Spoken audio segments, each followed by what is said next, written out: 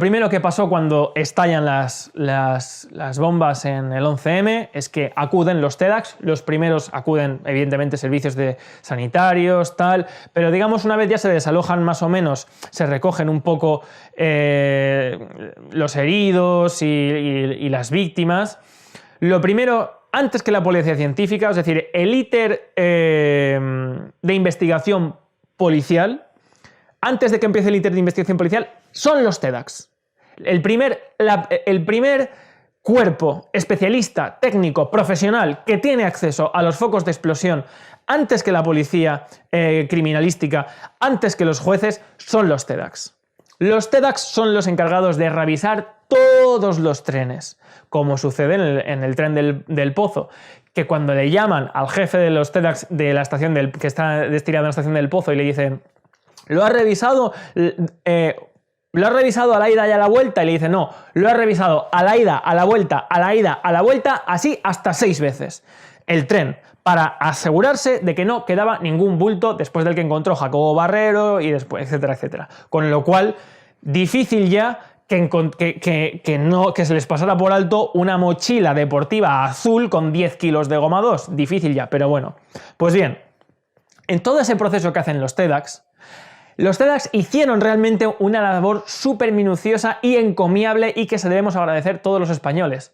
Recogieron toneladas de muestras, fotografiaron cada foco de explosión, hicieron con algodones, con acetona, tomaron muestras de tipos del explosivo que se había impregnado en diferentes zonas, cogieron diferentes elementos, toda una serie de pruebas de los focos de explosión para que posteriormente, tal y como establece el protocolo de los TEDx y tal y como establece la ley de enjuiciamiento criminal, pase todas esas pruebas a la policía científica, que es la encargada posteriormente de analizar todas esas evidencias para establecer cuál es el arma del crimen, es decir, cuáles son los explosivos que estallaron el 11 de marzo y posteriormente de ahí poder hacer las investigaciones y diligencias pertinentes para encontrar a los autores.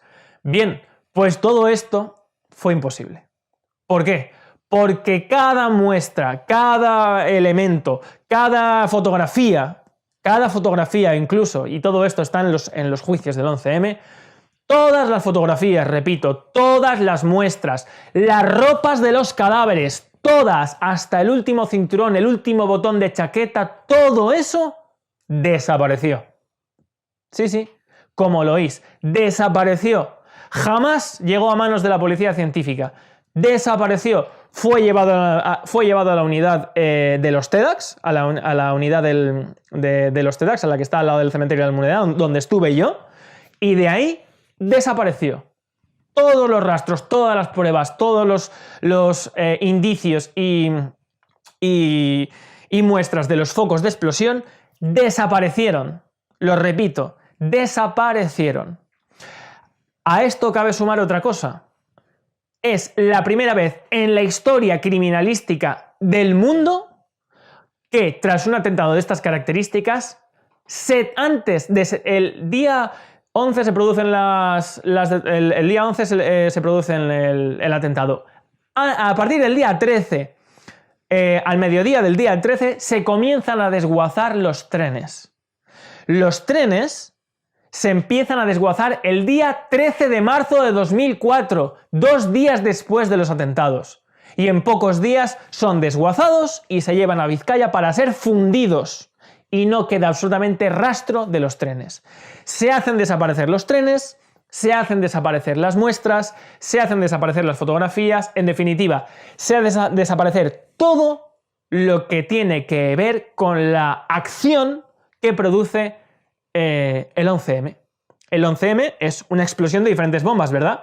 Todo lo que se traduce físicamente de esas explosiones, todo lo que podría dar pistas, pruebas de quién lo hizo, todo eso desaparece a las pocas horas. Esto no lo digo yo, esto lo podéis ver claramente durante todo el proceso. Además es que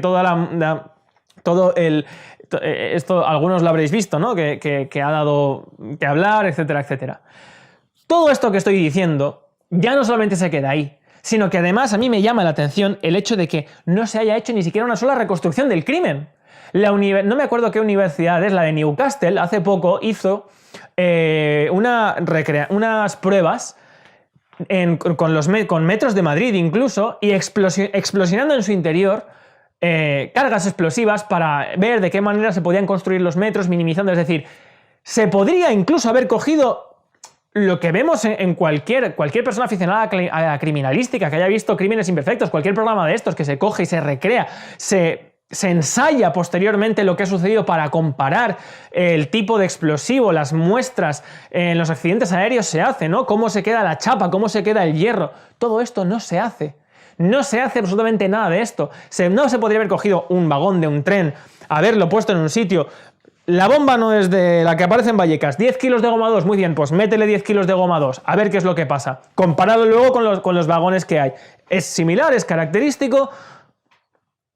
Cabe decir de todo esto que a los 4 meses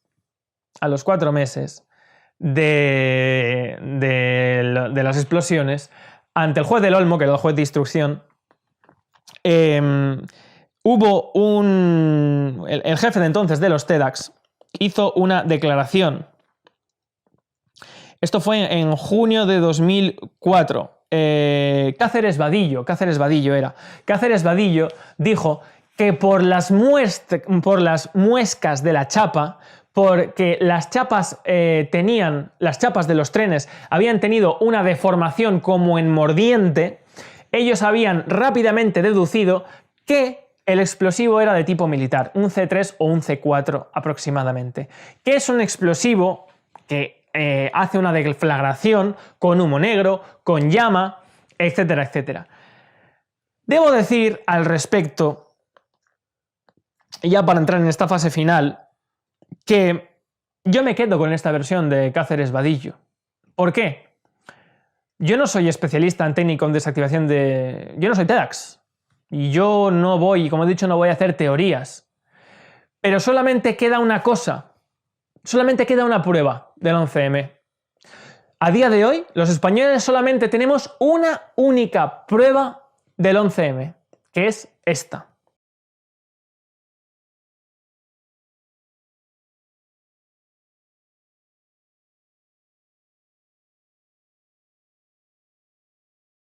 Exactamente, exactamente, es la única prueba que existe de la acción que produce el 11M, que es la explosión. La única prueba sobre la explosión del 11M que tenemos es este vídeo, no existe nada más. Todo lo otro no son pruebas que estén directamente relacionadas con el 11M. Están relacionadas con la mochila de Vallecas, que es goma 2 Eco, un tipo de dinamita, que posteriormente, y no voy a intentar que el vídeo no sea muy largo, pero luego hablaremos un poquito más de la mochila de Vallecas. Pero lo que vemos en este vídeo es una bola de fuego, una deflagración con un humo negro denso. Es decir, yo no puedo asegurar químicamente en una prueba, yo no soy perito, ni he podido analizar los restos porque ya he dicho que ya no existen y no se pueden analizar, pero coincido con la declaración de, como profano en la materia y como experto, el señor Cáceres Vadillo, el jefe de los TEDx en julio de 2004, coincido con lo que veo en el vídeo. Esto no parece una explosión de una dinamita que corta el metal, como decía Cáceres Vadillo. Cáceres Vadillo decía, nos parecía un C3 o un C4 porque la dinamita, el explosivo de cantera, corta el metal. En cambio, el C3 o el C4, el explosivo militar, deforma la chapa y queda como mordida, como con mordiente, que era lo que todos hemos visto en las fotos de los trenes. Y es además unos explosivos que suelen producir una llamarada, una bola de fuego, una deflagración porque tiene una energía térmica muy grande y un humo negro, ¿no? Pero bueno, y finalmente, volviendo a la mochila de Vallecas, que es la que luego ha dado paso a todos los malos, digamos, toda la teoría y toda la versión oficial ha nacido de la mochila de Vallecas, de la goma 2 Eco, que es un tipo de dinamita, etcétera, etcétera, porque anteriormente unos confidentes de la policía, que han sido Rafa Zougier y Emilio Suárez Trasorras, que fue un asturiano que consiguió un goma 2 Eco para unos traficantes de droga, que luego resulta que son los islamistas que se inmolaron posteriormente en Leganés, de los cuales vamos a hablar ahora, etcétera, etcétera. Bueno, pues de todo este periplo de la goma 2 Eco, Fue ya durante el juicio, en la vista oral, es decir, ya cerrada la fase de instrucción durante la vista oral, durante meses y meses, las partes acusadoras, las partes de las víctimas, etcétera, etcétera, habían pedido las muestras que os he dicho antes que habían desaparecido. Pues bien, las únicas muestras que se les entregaron y que existieron no llegaban entre todas a 1 gramo. Gramos. Y sobre estos gramos de polvo de extintor y de pequeños fragmentos metálicos de los trenes, encontraron elementos químicos que no tienen nada que ver con la goma 2 Eco, con la mochila que apareció en Vallecas, que son el dinitrotolueno, la nitroglicerina, perdón, y el nitroglicol. Dinitrotolueno. Dinitrotolueno. Entonces, en este caso, puede que haya otra carga explosiva. Ya empiezo yo a empezar a dudar de otro caso. Que sí, como que no, me vaya. Que no, que sí. Yo creo que es todavía muy pronto para... No, no estamos diciendo que sea muy pronto, muy lento. Pero vamos a decir lo que aparece, coño. No, lo que aparece estamos es un pico. Aparece un pico. A ese tiempo de retención que tiene un 46. Un 46 que es nitroglicerina. No, joder. Vamos a ver, el 46 no es ¿sí o no? Sí. Pues estos elementos son privativos de la goma 2 Eco y sí compatibles con otros tipos de explosivos. Yo no soy especialista en explosivos, pero desde luego para que veáis cómo el propio íter judicial tuvo ese momento de sorpresa en la cual el propio fiscal general tuvo que llegar a decir, da igual lo que explotaran en los trenes. ¿Cómo que da igual lo que explotaran en los trenes? Si depende de lo que haya explotado, es uno u otro, si es el arma criminal. ¿Cómo vas a saber quién ha sido si da igual quién haya explotado en los trenes? Esto es para que veáis hasta qué punto todo lo que se ha construido, todo lo que se ha fabricado sobre el 11M es una pura mentira. Y lo tenéis desarrollado en los agujeros negros de Fernando Múgica y en algunos documentales también que se han hecho sobre el 11M, de Luis del Pino, etcétera, etcétera, y que os invito a ver. Y si alguien cree que todo esto es una cosa de pensar de derechas o de izquierdas, como he dicho al principio, que se olvide de esto. La guerra de Irak y Aznar para mí no tienen nada que ver. Yo sigo estando en contra de la guerra de Irak como de cuando tenía 15 años más. Creo que el señor Aznar debería responder por esto en su momento. Pero es que no tiene nada que ver. No tiene nada que ver. Y es más, un periodista de izquierdas francés, Félix Martin, ha hecho un documental que os invito a ver en YouTube que se llama un nuevo Jamal Zougam, el único condenado que hay por el 11M, el caso de un nuevo Dreyfus, 11M, como chivo expiatorio del caso del 11M. Bueno, simplemente deciros a modo de conclusión y para finalizar, para no cansar mucho, bueno, este no es un vídeo en el que yo quiera ir pormenorizadamente explicando una cosa u otra, etcétera, etcétera, yendo aquí, esto apunta a esto apunta al otro, no.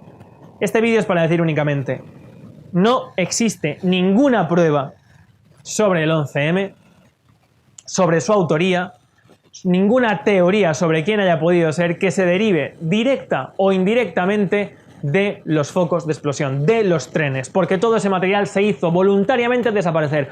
Hoy, a día de hoy, seguimos sin saber por qué. Seguimos sin saber dónde están todas las muestras de los TEDx, todas las fotografías que hicieron, todas las muestras que cogieron, todas las ropas de los cadáveres de los muertos que se recogieron en IFEMA, como dice Carmen Baladía, se empaquetaron, se embolsaron y se pusieron a disposición judicial. Todo eso no se sabe dónde está.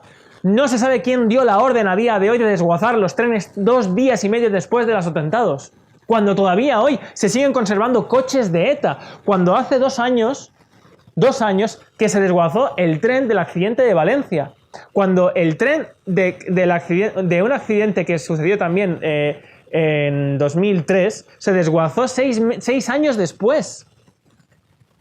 Todos estos hechos dan a entender de que hubo una voluntad por parte de alguien de hacer desaparecer todo rastro o prueba sobre la autoría del 11M.